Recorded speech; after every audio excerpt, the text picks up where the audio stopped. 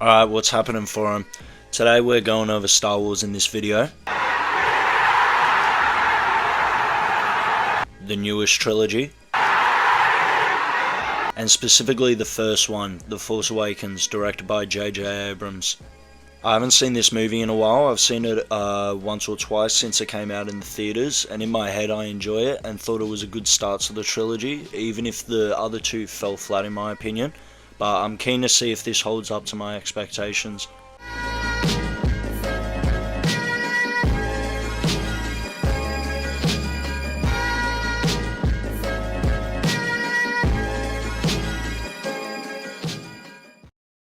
The first scene is... The film starts out of course in space, but then quickly changes to a planet, introducing us to the first new main character in this Star Wars storyline, Poe, as he is receiving information through the form of a hard drive before the First Order attacks.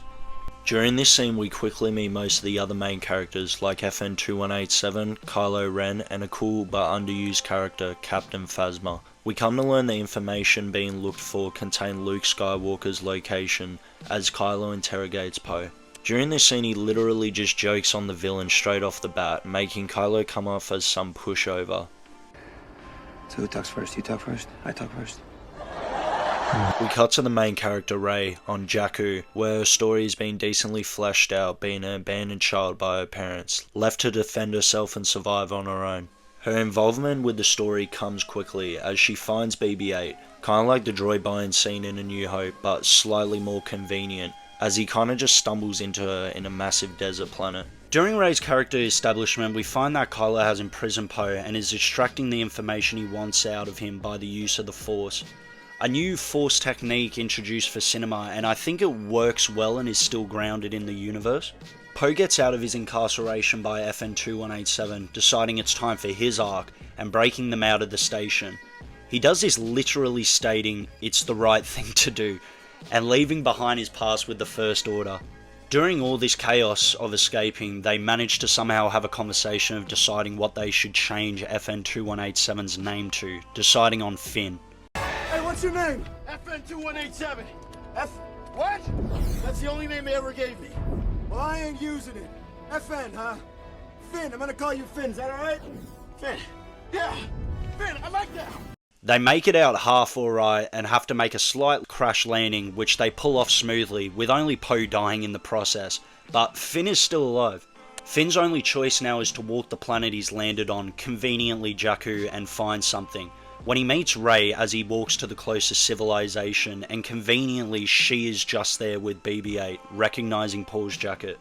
He then explains what happened to Poe and how he got the jacket, explaining he's part of the Resistance, lying to Rey for kind of no reason, as it causes further down the line a plot line which all comes from a dumb lie that could have just been avoided. Out of nowhere, the Empire attack Jakku in search of BB-8, where they escape, introducing us to the Millennium Falcon and a quick chase scene.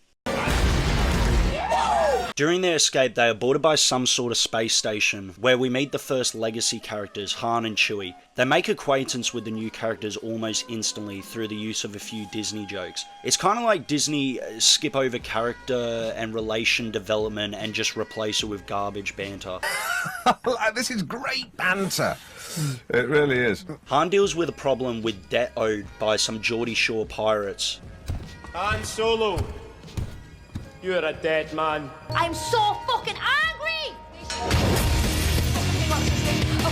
With the help of Rey and Finn, while also pursuing the main objective of delivering the map to the Resistance. In between we meet Snoke, a cool and interesting character and a great addition to the new franchise, and I'm excited to see how Disney will use him in the later installments.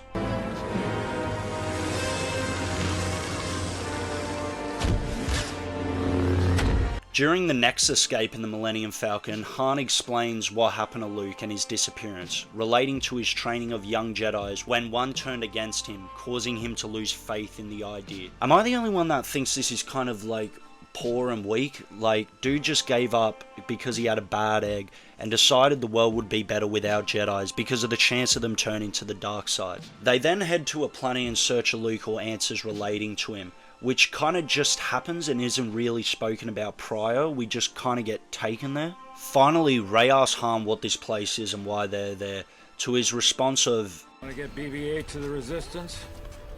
Maz Kanata's our best bet. which is some type of tavern, maybe similar to another scene in A New Hope.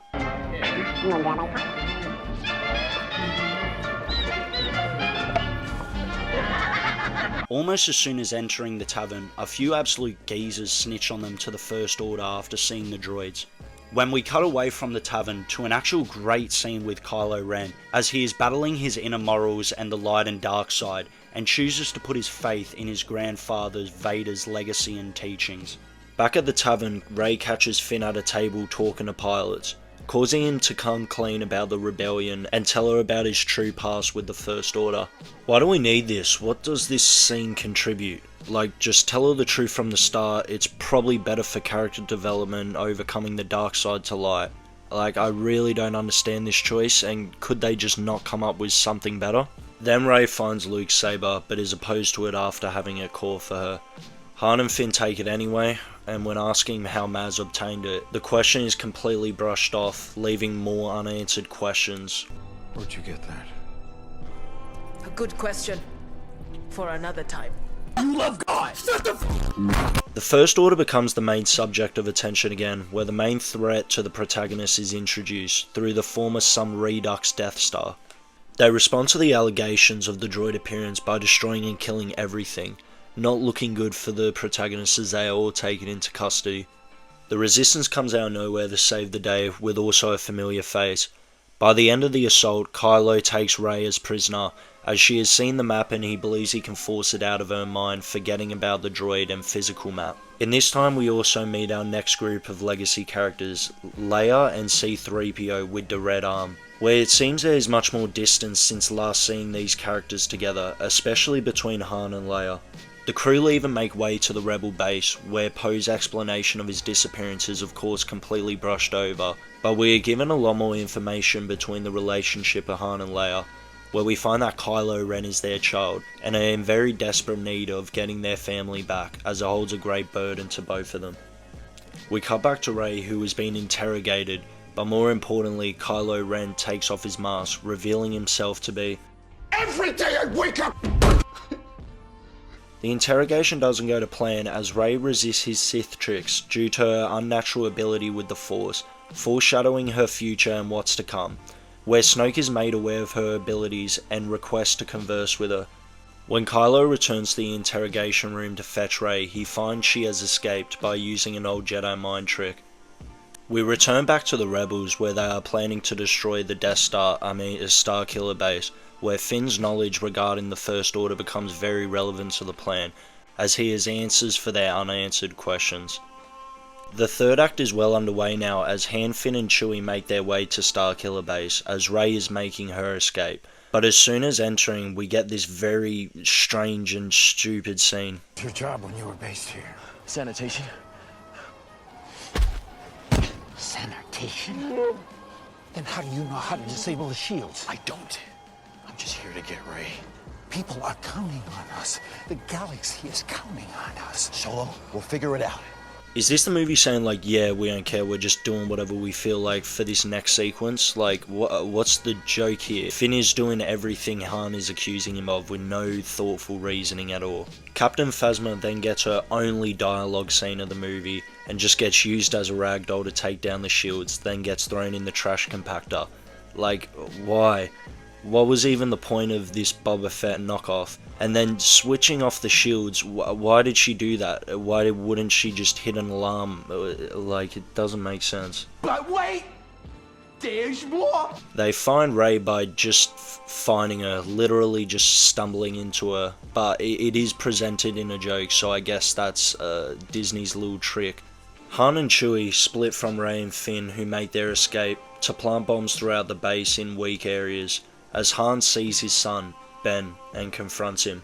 Then we get probably the best, most powerful scene of the movie, as visually we see Kylo's fight between good and evils as he tries to reconnect with his past, but ultimately falls to the darkness, murdering his own father out of flawlessness and weakness, as he asks for Solo's help with the action, By the way, Rey and Finn watch this because they just walk through a random door. They continue their escape into the woods where they run into Kylo, who has covered an absurd amount of ground, more than them, and is now ahead of them somehow. He knocks out Rey and pursues Finn in a saber battle where he disarms and immobilizes Finn. He focuses on Luke's saber where he retrieves by force pull when the saber swings by him and into Rey's hand.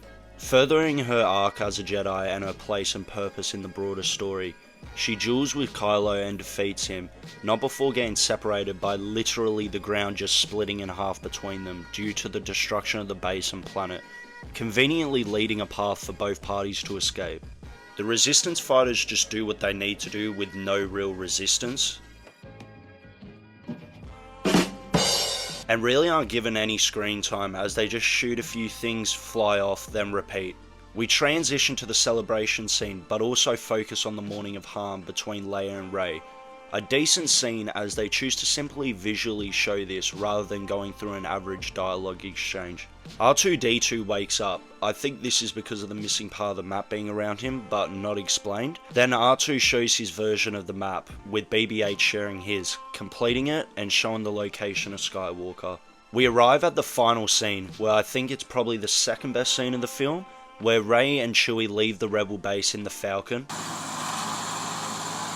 in search of Luke. When they arrive on the supposed planet he inhabits, he is easy to find and Rey confronts him without saying a word, and offers him his saber as we see J.J. Abrams' name flash on screen with the iconic score blaring. There ain't no such thing as a tooth fairy.